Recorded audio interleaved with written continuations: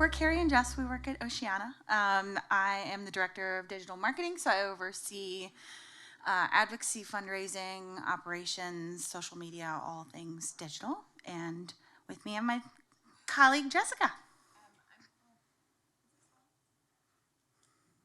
Is it on now? Okay, yes. Perfect.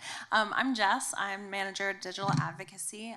So I work really closely with all of our campaign teams and then also own our email program. So today we're going to be talking about having the goal of creating a holistic view of your supporters to create more meaningful communications and engagements based on their omni-channel, multi-channel behavior. But the big question is, how do we do that? So spoiler alert, it's damn near impossible to use only one CRM, and we've talked about this throughout the day today and yesterday too about it's a noble effort, but it's really hard to find one system that does every single thing that you need it to do. So when we were looking at our systems map, and this is like one part of it, we were thinking, what parts of this can we optimize? What parts do we have control over? We focus on consolidating all the email broadcasts that were going out to donors because every single team had their own list, group, people in multiple different systems. So Salesforce, still our database of record. Engaging Networks is, of course, our eCRM. We use it for all of our digital activities. And then we have a bi-directional sync between those two systems. So that's the big important part of it, is making sure that information is flowing back and forth. It is not perfect. We are using a whole suite of vendors to help us optimize that piece. So it's a constant, work in progress. So like Carrie said, we wanted to focus on what we could control while matching the needs of our organization, but also within the organization, all the different teams and like what they, their goals and what they need to accomplish and achieve and how we could do it with the tools that we have. And here's how we did it. So we're going to go through like 7 or 8 steps of how we went through this project from discovery of learning about new systems that we didn't even know people were using, that we had zero insight and control over, to the consolidation process and where we're at now. So step 1 was really defining where we are right now, so the current state. We did a ton of internal interviews and Jess did a lot of those, gathering of requirements, and then we created a map of basically where we are right now. So one thing we did was we got input from, we did like this whole like discovery phase of just kind of conversational, like what emails are you sending out from every single department pretty much in the organization. You would be surprised, and I probably don't have to tell you guys this, but who's got lists and where they keep them.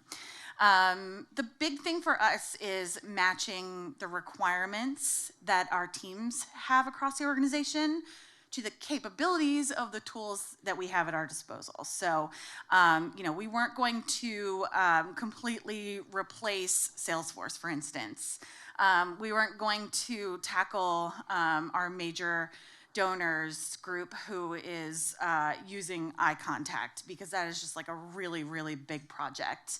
But the events team, they were using a completely separate platform that did not talk to Salesforce or Engaging Networks, and we found that Engaging Networks does everything that platform did and more. And so that was a good match of what tools we had and the needs that they had as well. In terms of like getting buy-in and all that stuff, a couple pieces of advice that we found, focus on the pain points that they have and asking them like, what frustrates you about the system that you're using right now? MailChimp, eye contact, whatever it may be. And not trying to sell a solution right off the bat of being like, well, I can make that even better, and them just getting like really overwhelmed. It's like therapy, like just active listening in the very first stage, and listening to their pain points because they all have them. So that was the very first step of us kind of doing this world tour of listening to what people were doing right now. So this is a perfect example of what it looked like. We have offline donors, online donors, we have volunteers that our field team works with. We have our CEO has his own mailing list. Who knew? Had no idea. And then we have, the event attendees, we have major donors, we have foundations, we have corporate partners, we have everyone. And we were only really in control of working with maybe 3 of these. And the rest, we had no idea what was going on. So our field team and our CEO list, they were utilizing MailChimp. They were also using MailChimp to house supporter data, send emails, but then our field team was then manually importing all of that same information into Salesforce to create supporter records and tag them based on like what events they went to, what kind of communications they've been having with them. And then our foundations team, in a random conversation that I had with their person about like a GIF for a big campaign, I was like, do you want to use this? And she's like, yeah. How do you embed that in Outlook? I was like, what do you mean? Why are you using Outlook? Who are you sending it to in Outlook? She's like, oh, all of the foundations. So that was an interesting revelation for them. And then as Carrie said, the events team was using GiveSum that was in talking to Salesforce, but completely bypassing Engaging Networks, even though we, in Engaging Networks, house major donors and event attendees as well. So it made it really difficult to figure out how to communicate to all of those people and how to avoid communicating to the ones we don't need to. We were sending some of them our low dollar asks, like they're in our regular email stream because there's no connection between any of those systems. So this was a really important part of us, like being able to visually see where the holes were. So the ideal state was to try to find a way to merge all of those into utilizing Engaging Networks because the platform meets all of their needs, and then having that then push to Salesforce, and we have the Salesforce connector, so Ian and Salesforce are talking to each other, making it just a much more cleaner, succinct process. So step 3, after we kind of looked at the ideal state, was prioritizing based on ease, because it's a very big project. Really, we're talking about internal politics, because it's we're going to the development team, and we're like, you should be doing it this way, and they're like, no, we do it this way. So we went through a prioritization process. Development team, I'm like hating on them, I don't mean to, but that they were the hardest ones because they've got so much data and it's very segmented based on a lot of different behaviors, and they're calling them on the phone too. That's not something we do on the low dollar side, and so they were going to be the hardest group to bring over, and honestly we haven't done that yet. They're on the bottom of the list. The CEO's list, the one that none of us had any idea was even happening, that was the easiest because the people who help our CEO with those communications are within like basically a sister department of ours. So, and they were only sending emails. They're not really doing anything else. It's like a informational kind of update email that he's writing. So that was the easiest. The events one, and I have a case study on the events migration, that's the one with the longest timeline because it wasn't just communications with them, it was rebuilding their ticket site, which we found was the thing that Engaging Networks can do, but actually better than the tool that they were using. So that was gonna be the longest timeline, and then Foundations is the shortest timeline because they are also only sending just like informational type emails. So starting with what you have control over and who has the least components to manage was the strategy that we took in terms of order of operations. And then selling internally, this is what everybody wants to talk about, right? When we're talking about changing these processes, because it's can be an uphill battle, especially in an organization that's done things a certain way for a really long time. So the very first thing, getting leadership buy-in first. So getting buy-in from my supervisor, and then he can go and explain to the executive committee why we're doing this, all the benefits, all of those things. So making sure that he not just knew what we were trying to do, but understood and could also kind of sell that to even higher ups. Really important step. Independent of this project, one proactive thing that we started doing was offering these lunch and learns about our program in general. Just like we call it the Wavemaker program. It's our low dollar email subscriber digital program, and we started doing these little lunch and learns of like, this is what the Wavemaker program entails. It's people who give under $1,030 and have these different characteristics and all of these things. And that was just so people understood what we were capable of and were able to help them with, and maybe doing a little pre-damage control of them going rogue. Hopefully not. So that part was something that really helped our program in a lot of ways, not just with this project. And then holding individual meetings with each of the teams that we were helping, focusing again on the benefits, addressing those pain points that they had brought up, and just speaking their language of like, yeah, this is going to save you money if you do it this way. And selling them on the solution, and then delivering a timeline, of course, letting them know how long this was going to take, how painful it was going to be, just staying in constant communication with them. Oh, that's me too, sorry. So step 5, developing a template. So deciding what we are going to require on the engaging network side was really important, because if you just tell people to send you their data, oh my God, it's going to come in like 18 different ways and all in one cell, not delimited in any way. Like these are real things that happen. So we were like, we've got to develop a template. We need email, first name, last name, country, the opt-in associated, and then we are really trying to do better of using origin source. So that we know where people came from, and with that, you have to use origin source categories. So those were the main requirements of our template that we developed when they were sending us data. Knowing engaging networks parameters too, like you have to have certain fields for certain things, and what the upload process is and all of that, just like reading the supportal on all of its stuff and getting like super familiar with that, all that technical aspects of this, if you are responsible for that, was really important and helpful.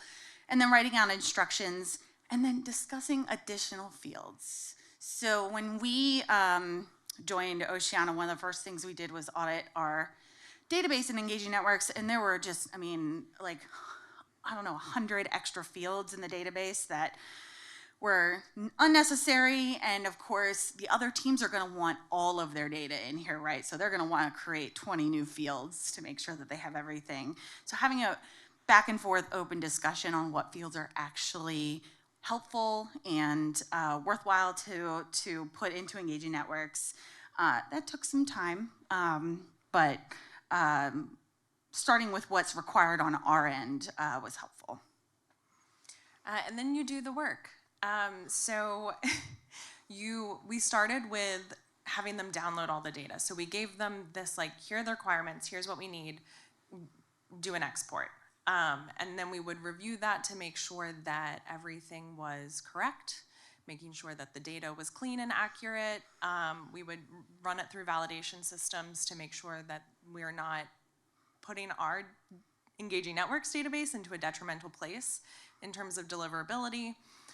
And then through that whole process, we were talking to them about what kind of training is involved, like how will you be involved with engaging networks? We found that from the past, when everyone and their mother has access to engaging networks, things get messy really fast. And we even did a series of like testing with this of like, hey, implemented new templates. They have HTML live buttons. Do you know how to edit those?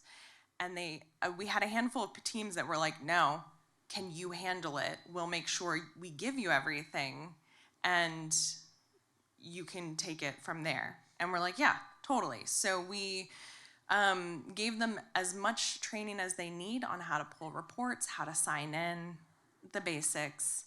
But then we started handling everything from there.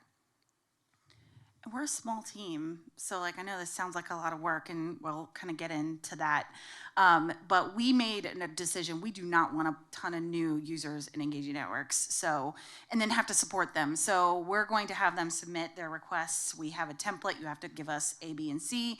Submit it. We will get it done. That actually is a more optimized process than having all these people in the system. And then taking advantage of user permissions in groups. We're a multi-country organization, and so only certain countries have access to like their folders in Engaging Networks. So, and they can only pull most of them can only pull reports. So utilizing and understanding permissions in groups is helpful too. And then you get to brag about it. So you thank everyone for their cooperation, kind of share the victory together, and show examples of success that you can then share with those tougher departments. Foundations, major donors, and events kind of all live within the same umbrella. And you can show those examples of success without being very obvious that you're trying to get them to buy in on it. So I had that conversation with the foundations person about embedding gifts, and she's like, wait, what do your emails look like? Like, how are you building them? Are there templates? Like, what are the capabilities? And just talking to her about a GIF ended up having this wildly insane conversation about like how she can target and segment the foundations to handle end-of-year messaging. And she was totally bought in by the end of the conversation, and just showing that one piece opened up a much larger door and opportunity. So we have 3 case studies of actual departments that we worked with. The first one I mentioned, events. So we had event attendees, major donors, celebrities on our email list. I mentioned receiving these low-dollar appeals. They weren't getting event invites because their event data was stored in another platform that didn't integrate. The events team was paying extra for this platform that they could use Engaging Networks for, essentially for free, because the package that we have comes out of the marketing budget. So that was another selling point. So we migrated their ticket form into Engaging Networks. Events module was a brand new module we had to learn, but certainly worth it. It also eliminated the need to send manual tax acknowledgement letters by sending them as an autoresponder. And this is was my holy grail example, because the development team is now the events team, they don't have to manually email, or not even email, mail, actual physical mail out acknowledgement letters anymore. And they're like, wait a minute, I don't want to do that anymore either. So finding that was a big pain point that we were able to help them with. And then, of course, the ability to accept PayPal or send a check later. Those are features in Engaging Networks that this other platform didn't have. The field team was a special scenario. So it started off with just having simple conversations on how can we combine forces to make sure that you guys as field managers are getting genuine support out on the front lines. But with every email that they were sending from MailChimp, they were then directing people to take action in Engaging Networks, therefore opting them into our emails, and then we were emailing them the exact same message at some point. So it was duplicating efforts on both ends. They're building and designing and sending their own emails to a set of supporters that 50 to 60% of them already exist in our database, and they've already received the same concept email 2 days prior. And then, as I mentioned before, they were hosting events where they were having people sign up and RSVP for these events using Google Forms. And then they would take all the information from these Google Forms and they would put the baseline supporter information into MailChimp to then email them about it, but then take all of that information and manually input it into Salesforce, right? And it was just taking up so much of their time, therefore pulling away from the opportunities that they had to optimize their work out in the field. And we took all of this and evaluated it, had a lot of conversations of, you know, what does this mean for emails for the field team? How can we handle this? So we took the approach of importing all of them into our database under our opt-in, but everyone that is coming from these field lists also have an additional opt-in attached to them that is volunteer with Oceana.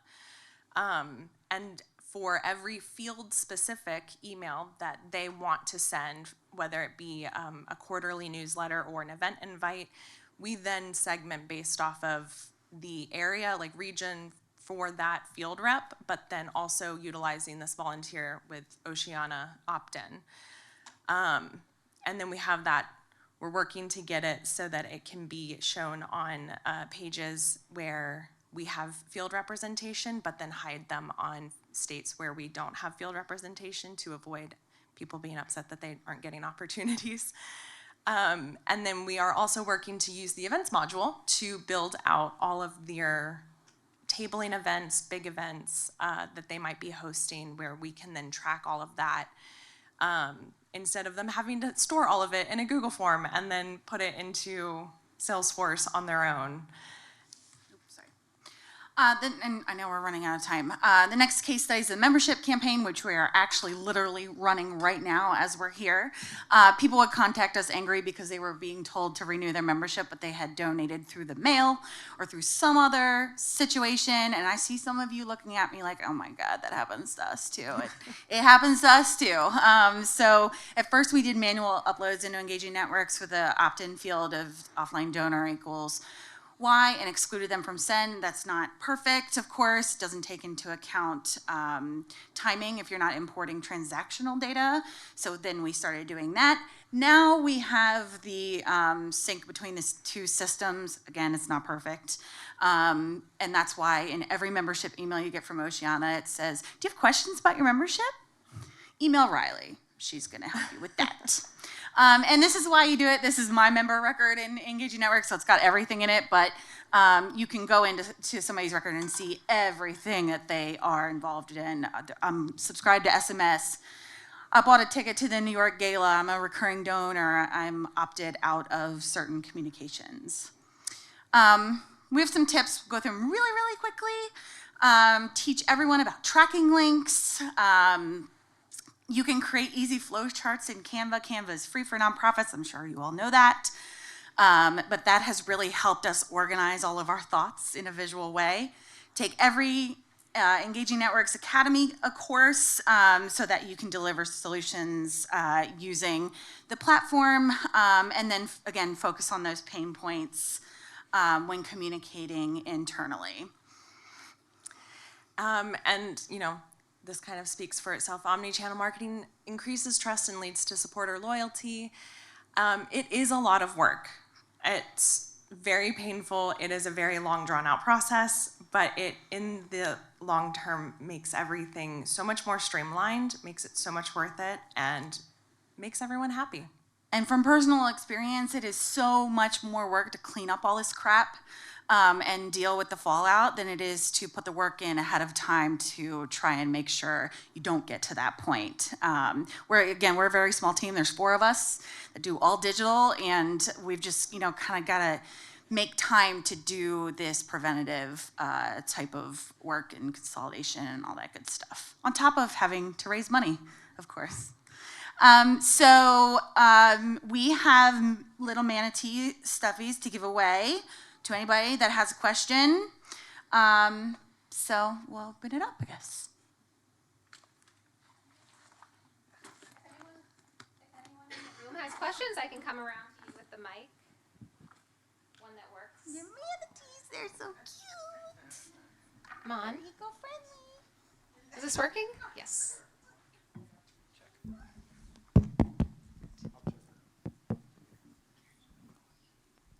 Hey, Carrie.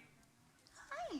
Quick question. You said you implemented like this way of like you have to now use origin source and origin source category. Just wondering if did you have to do cleanup for those that didn't have like origin source? So we thought about that, but there are 2 million records in our database. So we are only doing it moving forward, using the URL parameter on the end of any URLs, and also with imports that we do, we're requiring it from now on. Okay, thanks. Because like we're doing it also moving forward, but like kind of don't have a strategy of like how to go back.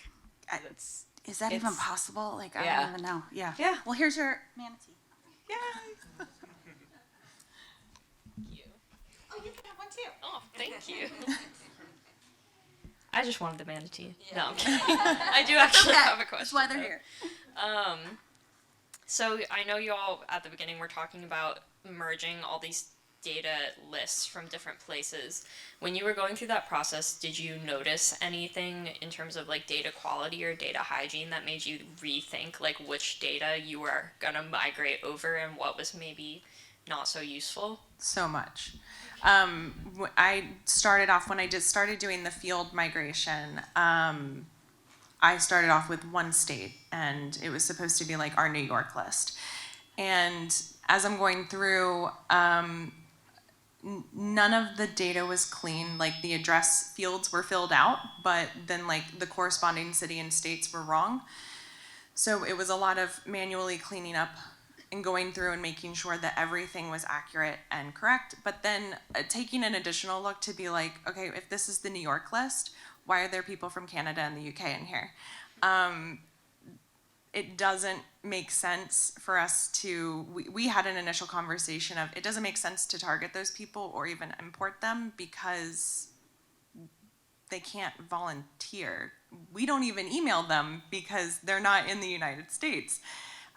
So we had determined that we wouldn't import those people, that we would hold on to the data. It lives on an Excel spreadsheet of like, what do we do with these people?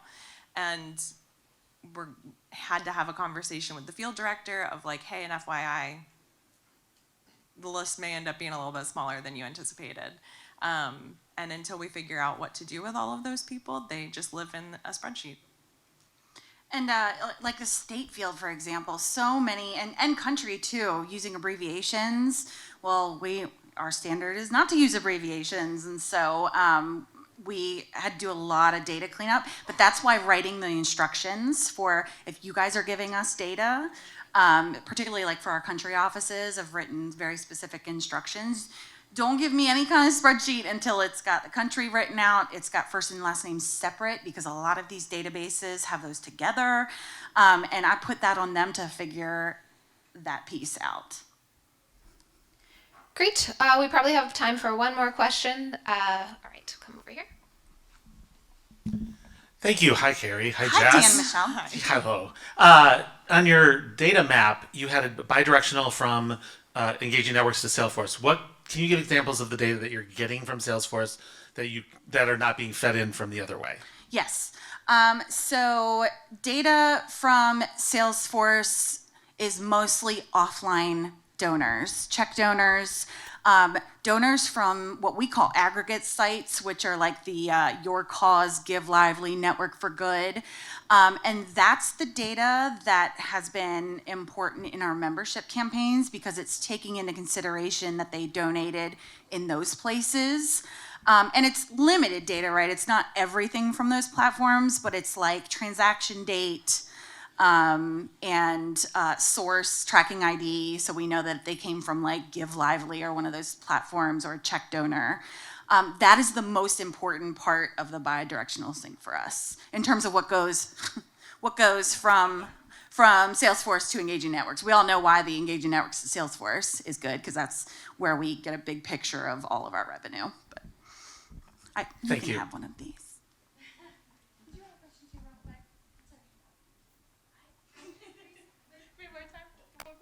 Yeah, of course. Now that you have everyone using a centralized software, will there be a centralized email program where the teams will start to talk to each other, or is that future state? That's future state, best but we've case tried scenario. it. Yeah, we're working on it. We've tried it with a few different things. Like we did an action alert very early on in the year that the campaign really wanted to target like major donors and people of like high income status. And they were like, can you email people? And I was like, no, that's literally not who we email. And so they handled it on their own. But when we got the victory, we downloaded, we typically exclude like major donors and board members. We took those exclusions off for this email and collaborated with the development team to send like a victory email to be like, hey, all you have to do is approve this content and we will handle who it goes to. And we very specifically outline that so that they also know and are aware. But that's our ideal. Like that's what we want to get out of all of this too. So Great. Thanks so much, guys.